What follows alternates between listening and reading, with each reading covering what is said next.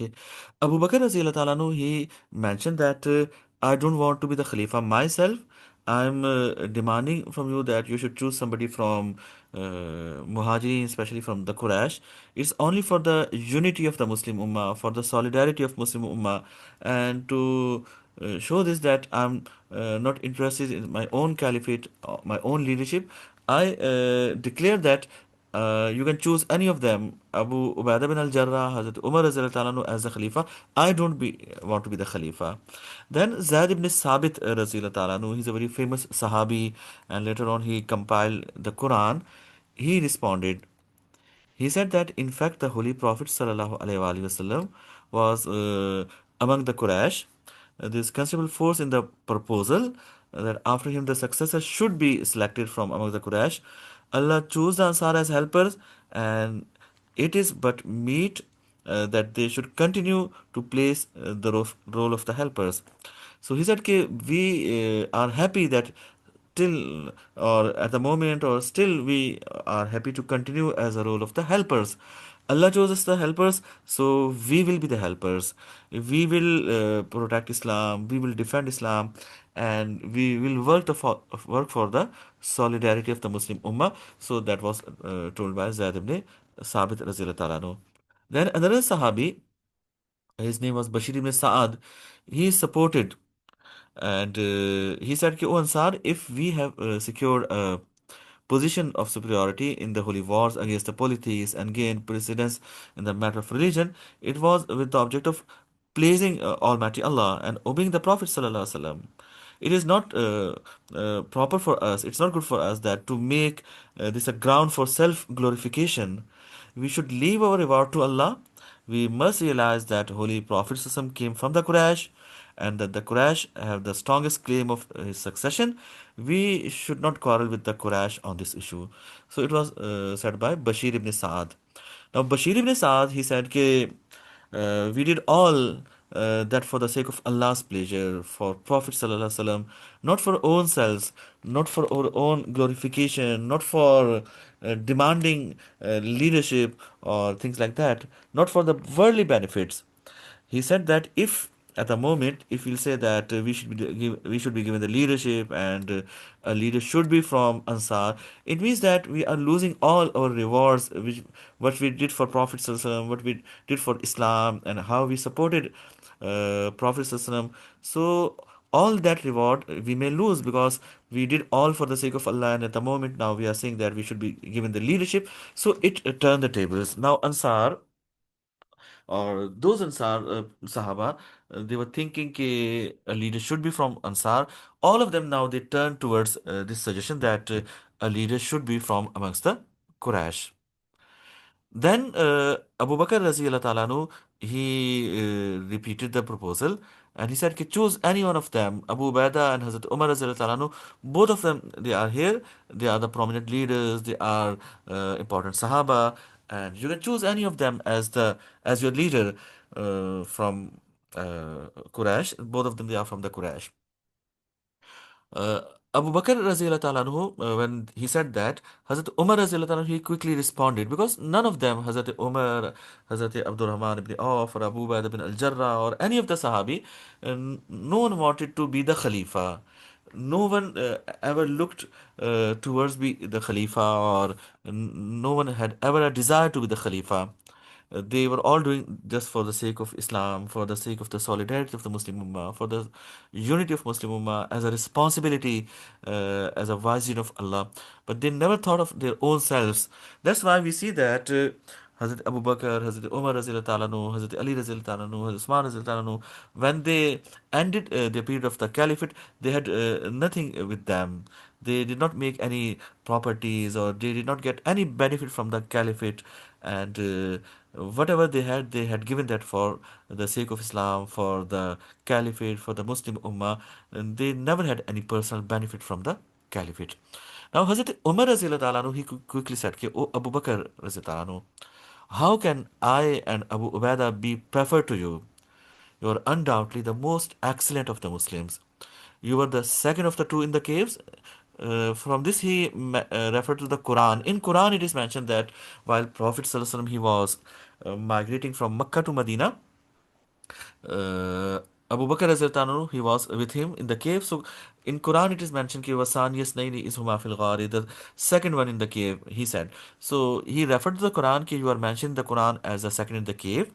You were appointed as Amirul Hajj during the life of Prophet Sallallahu Alaihi Wasallam, and during the illness of the Holy Prophet Sallallahu Alaihi Wasallam, he appointed you as the Imam to lead the prayer. So he mentioned three reasons.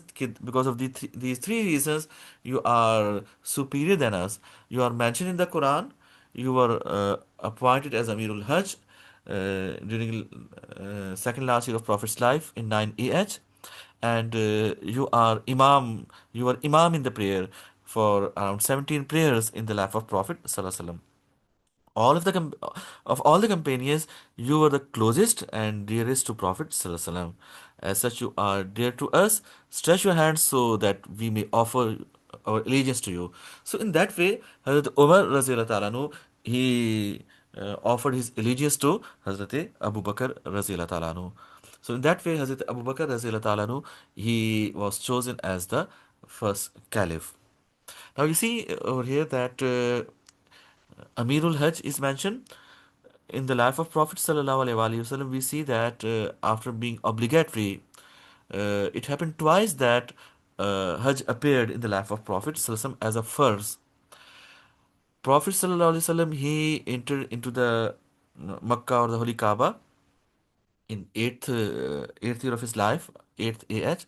After that, in ninth AH and 10th AH, Prophet Sallallahu Alaihi Wasallam, he found Hajj as an obligatory, you may say, duty. In ninth AH, he himself didn't went to perform Hajj. Instead, he sent the Muslims, and he sent Abu Bakr Razila Talanu as a leader of Hajj, Amirul Hajj. So that is referred over here. Now let's move forward. Abu Bakr Razila Talanu, Hazrat Umar Razila Talanu, he asked Abu Razila Talanu to stand up, and he took his hand, and he took his bath. Bath is a token of allegiance. You may say bath is a oath, as an oath that whatever you will say, we will follow all that. So Abu Ubaidah bin al-Jarrah, Hazrat Umar Razila Talanu, and then all of the people, Ansar, those who were gathered over there, all of them, they turn one by one to Abu Bakr Razila Talanu, and all of them, they took the oath of allegiance. So in that way, Abu Bakr Razila Talanu, he was chosen as the first caliph by 8th of June 832 CE, and it was 13th of Rabiul Awwal 11 AH. I hope this election topic is clear. Before I move forward, let me show you again some of the questions which I shown in the beginning, that you can see that election of Abu Bakr, election of Abu Bakr is asked over here, and a few more possibilities are there. They can ask about the election of Abu Bakr Radhiyallahu anhu as a part of the question. So they may ask two things in a question, maybe the election of Abu Bakr Radhiyallahu anhu and the expedition to Syria, or maybe the election of Abu Bakr Radhiyallahu anhu and how he dealt with the false prophets, or maybe election of Abu Bakr Radhiyallahu anhu and his administration. So election is very important topic. Further, we see in the past papers that there is a possibility that they may ask you a question about how the four rightly guided caliphs they were elected. So in that also you can mention election of Abu Bakr Radhiyallahu anhu in detail, and all other caliphs as well. So it's important to understand this topic, election of Abu Bakr Radhiyallahu anhu. Now I hope it's clear. Any question from this topic, election of Abu Bakr Radhiyallahu anhu? Okay. If you have a question, you can ask me, Ibrahim, Taha, and anyone else. You can ask me a question. Let's move forward. If you have a question, you can ask me. Now let's move forward. Now this can be a B part. Like, why did the Prophet ﷺ not appoint a political successor? It would be very easy that Prophet would mention that this Sahabi or this person would be the next Khalifa, my successor. But Prophet ﷺ did not appoint a political leader or maybe any religious successor.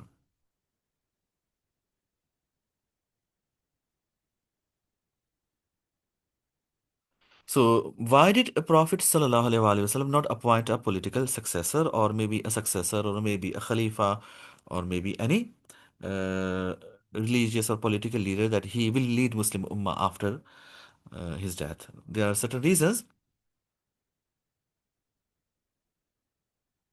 Now let's see when we see Prophet Sallallahu Alaihi Wasallam's demise, we see apparently Muslim community was divided into two groups, Ansar and Muhajirin, and each of them they were discussing and they wanted to lead the Ummah. So we see that apparently there were two groups, those who were divided and those had different opinion. Apparently, it took a division for a moment. We see that it's a division and they were divided and they had different opinions. But when we analyze the situation deeply, a deeper analysis reveals that Prophet Sallallahu decision to not appoint a caliph, it was a very wise and intentional decision. He intentionally didn't mention, and it was a very wise decision. It shows the wisdom behind that. Now let's see how it's possible. The companions of Prophet Sallallahu Alaihi Wasallam they responded to the question by explaining that the absence of an appointed successor, in fact, the strongest evidence of the Muslim political autonomy. Now we see the companions, how they responded to this question, how they gathered at Saqifa Bani Saada, how they discussed their point of views, how did they give their opinions, their suggestions, they had a discussion, they had their views, they had their reasons. All of them, they show that it was a political autonomy which Islam has given to the Muslim Ummah. So it shows Muslims political autonomy in a system of the Islamic Khilafah or Islamic political thought. We see that political autonomy that is very much necessary, or that is a very integral part of Islamic political system. If Prophet Sallallahu Alaihi Wasallam he had appointed Khalifa or maybe a leader, then it would be like something guided towards the people, and they wouldn't have any chance to think, discuss, make their opinion, express their opinion, because choosing a Khalifa or a political leader, that was not coming just once in their lives, or even the Muslims coming till the day of judgment, they would be facing this issue every now and then. So it was needed that Muslims should be independent. Prophet Sallallahu Alaihi Wasallam, he just taught them the rules and regulations. How when a matter is not in the Quran, not in the Sunnah, how they can discuss the matter, how they can establish ijma and decide accordingly. So we see over here that Muslims they discussed the matter. They had no pressure on them. They were not guided in that way. They were given the rules and regulations, and they decided accordingly. So till the day of judgment, they are able to decide their issues in that way, discussing discussing the issues and using the reasonings and ultimately doing ijma. So it shows political autonomy, that they were politically free to choose any of the person, any of the Sahabi as the Khalifa. Secondly, Prophet's primary role was spiritual and prophetic. He was sent by Allah to deliver the revelation, establish the moral foundation of the society, and guide the humanity. So he provided the guidance. Now Muslims they had to follow the guidance. So by choosing a Khalifa, now they followed the guidance and practically applied and practically decided that how they can choose a leader. So Prophet made a clear and powerful declaration that political leadership in Islam is not divinely predetermined. Okay, Caliphate of Abu Bakr or anybody who will be the political leader, it is not divinely predetermined. Otherwise, it would be restricted to a family, you may say, it would be restricted to a group of the people, or it would be limited to just a lineage. But Islam is forever for till the day of judgment for the whole humanity. So that's why universal law was given. Okay, whenever the situation is there, you need to discuss and you should choose the one who is the most prominent one, the one who is the most closest to Prophet Sallallahu, the one who is the most pious one. So in that way, Muslims they decided the matter. So in that way, they fulfill the responsibility, but it is not a matter which is divinely predetermined. So it affirms that Muslims are fully capable of governing themselves, and even the final Prophet ﷺ would not interfere in the matter of the community, was decided through their own judgment. So Islam was completed. Prophet gave them the Quran. The last verse was given to them. Okay, today we have perfected for you your religion. Rules were given, principles were given. Now Muslims they had to choose the matter. So that's why it was not divinely guided matter. Further, it shows the importance of the Shura discussion. How it is important that Muslims should discuss, take the opinion, they should have consultation, and ultimately they should uh, decide the matter according to ijma or unanimous agreement. Further, the choice was open. Leadership choice was given openly to the people. Prossum demonstrated practically that consultation or not appointing somebody like monarchy, it would like constitute a basic for Islamic governance. They will they were taught in that way. These are the basic principles. You should discuss. You should have political approach. You should have free will of the masses of the community, and they should discuss, and then ultimately they should decide.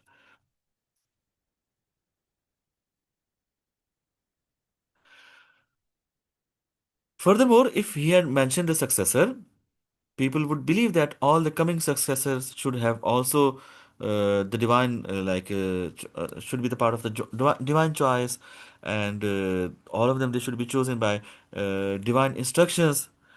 Then community's right would be eliminated, political independence of the community that would be harmed, and that would not be over there.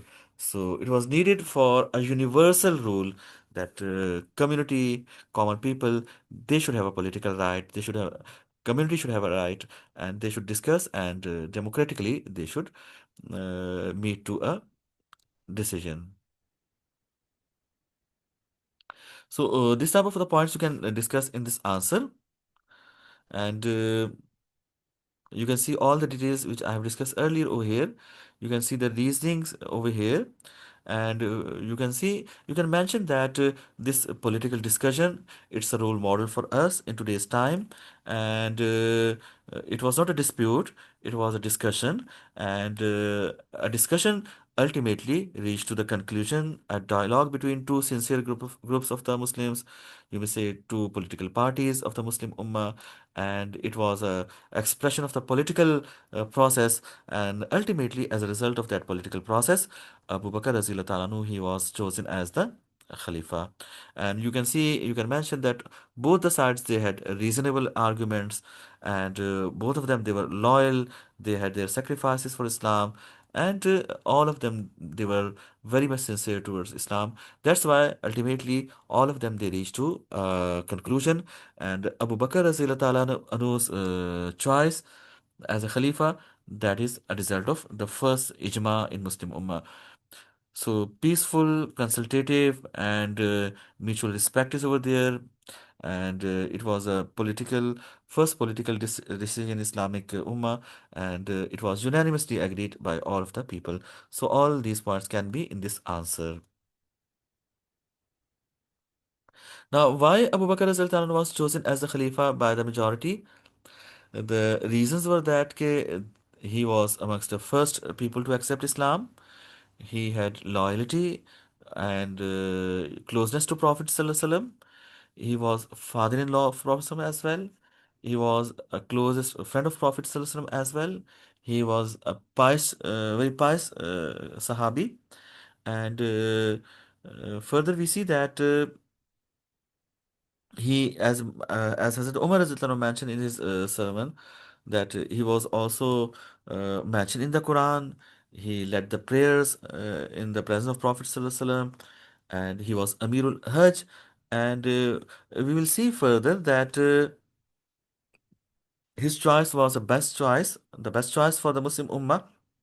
And in difficulties, he did not choose any other way than the way of Prophet Sallallahu Alaihi Wasallam. He did not compromise with the false prophets, with the people, those who were demanding different things against the pillars of Islam, against the articles of faith, and those who wanted to divide the Muslim Ummah. He stood firm like a mountain, and he played his role, you may say, impressively.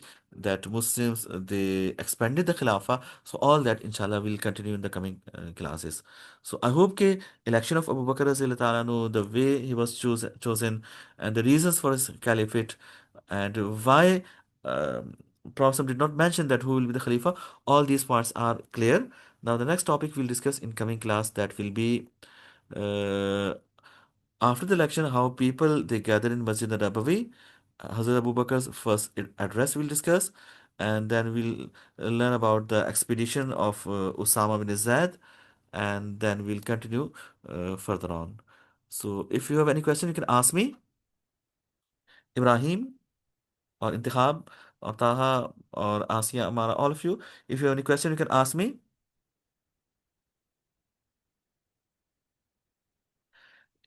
Okay, if you have no questions, so we can conclude today's class. Inshallah, we'll continue in the next class. Thank you. Have a good day. Allah Hafiz.